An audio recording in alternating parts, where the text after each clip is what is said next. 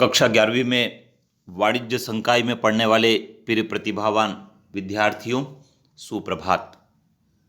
विद्यार्थियों, परीक्षा की तैयारी में आप जी जान से जुटे होंगे। घर पर रहकर समय का सदुपयोग कर रहे होंगे और आपने स्वयं के नोट्स बनाकर पढ़ना जारी रखा होगा। विद्यार्थियों, कोरोना का जो प्रकोप है वो प्रकोप अभी दूर नहीं हुआ है, हमको सावधानी रखना है। विद्यार्थियों, आज की इस वीडियो में हम बात कर रहे हैं व्यवसाय अध्ययन विषय की इकाई 11 के उन प्रश्नों के हल की जो लोक शिक्षण संचालनालय भोपाल से जारी प्रश्न बैंक में शामिल किए गए हैं। 30 शब्द में 2 नंबर वाले प्रश्नों के उत्तर लिखना होते हैं और इनके उत्तर यदि आप सटीक लिखते हैं तो 2 नंबर पूरे मिलते हैं। आइए विद्यार्थियों, बात करते हैं इकाई नंबर 11 के प्रश्नों की। लिखा है, अंतर्राष्ट्रीय व्यापार किसे कहते हैं? अंतर्राष्ट्रीय व्यापार को विदेशी व्यापार भी कहते हैं। अंतर्राष्ट्रीय व्यापार से आशय ऐसे व्यापार से जो देश की सीमा के बाहर किया जाता है। इस व्यापार में 2 या 2 से अधिक देशों या उनके नागरिकों के बीच वस्तुओं एवं सेवाओं का विनिमय होता है तथा वस्तुओं के मूल्य का भुगतान विदेशी मुद्रा में किया जाता है, जिसे विदेशी विनिमय कहते हैं। जैसे भारत देश के व्यापारी का व्यापार अमेरिका के देश के व्यापारियों के साथ, यह आयात निर्यात और पुनः निर्यात व्यापार के रूप में वर्गीकृत किया जाता है। अंतर्राष्ट्रीय मुद्रा कोष क्या है? International monetary fund, IMF। अंतर्राष्ट्रीय मुद्रा कोष केंद्रीय बैंकों का बैंक तथा विश्व की मौद्रिक व्यवस्था की सबसे बड़ी संस्था है। द्वितीय विश्व युद्ध के कारण बिगड़ी अर्थव्यवस्था को सुधारने के लिए जुलाई 1944 में ब्रेटन वुड्स में आयोजित अंतर्राष्ट्रीय सम्मेलन में इस कोष की स्थापना का सुझाव आया था। परिणाम स्वरूप 27 दिसंबर 1945 को IMF की स्थापना की गई है। अंतर्राष्ट्रीय मुद्रा कोष सदस्य राष्ट्रों के साधनों का केंद्रीकरण करके अंतर्राष्ट्रीय मौद्रिक आवश्यकताओं की पूर्ति करने में सहायता करता है। संयुक्त उपक्रम किसे कहते हैं? Joint venture.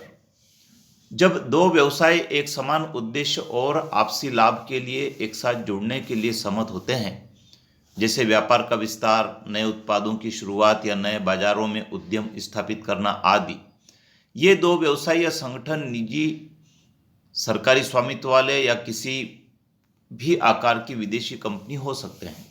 संयुक्त उपक्रम को निजी तथा सार्वजनिक क्षेत्र द्वारा मिलकर कार्य करने के रूप में भी देखा जाता है, जिसमें एक पक्ष साधन उपलब्ध कराता है तथा दूसरा पक्ष प्रबंध कौशल की व्यवस्था करता है। सहायक कंपनी किसे कहते हैं? कंपनी अधिनियम 2013 के अनुसार उस कंपनी को सहायक कंपनी कहा जाता है जिसके ऊपर किसी दूसरी कंपनी का नियंत्रण हो। ये दूसरी कंपनी सूत्रधारी कंपनी होती है। इस कंपनी के 50% से अधिक अंश सूत्रधारी कंपनी क्रय कर लेती है या संचालक मंडल की संरचना पर नियंत्रण रखती है। सहायक कंपनी एक कंपनी, निगम या सीमित दायित्व वाली कंपनी हो सकती है। विश्व बैंक किसे कहते हैं?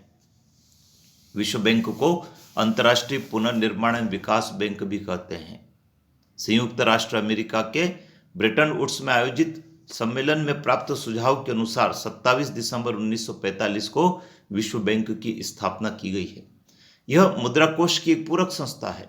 विश्व बैंक अविकसित एवं विकासशील सदस्य राष्ट्रों के आर्थिक विकास में सहायता के लिए दीर्घकालीन निवेश को प्रोत्साहित करता है, अंतर्राष्ट्रीय व्यापार को बढ़ावा देने के लिए सहायता करता है। यह बैंक अंतर्राष्ट्रीय आर्थिक समस्याओं को सुलझाने के लिए मध्यस्थ का कार्य भी करता है और यह बैंक विशेष करके द्वितीय विश्व युद्ध में जिन देशों की अर्थव्यवस्था प्रभावित हुई थी उनको सहायता करने में भी महत्वपूर्ण भूमिका निभाता है।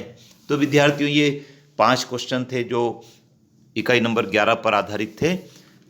व्यवसाय अध्ययन के सभी इकाइयों के 2 नंबर के प्रश्नों के आदर्श उत्तर मैंने आपको 4-5 वीडियो के माध्यम से शेयर कर दिए हैं।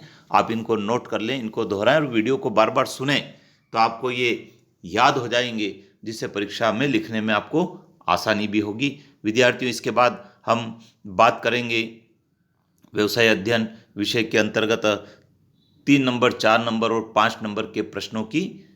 तो आप चैनल पर बने रहें, चैनल को देखें, सुनें और सब्सक्राइब करना नहीं भूलें। अपने मित्रों को ज़रूर बताएं ताकि उनको भी लाभ मिल सके।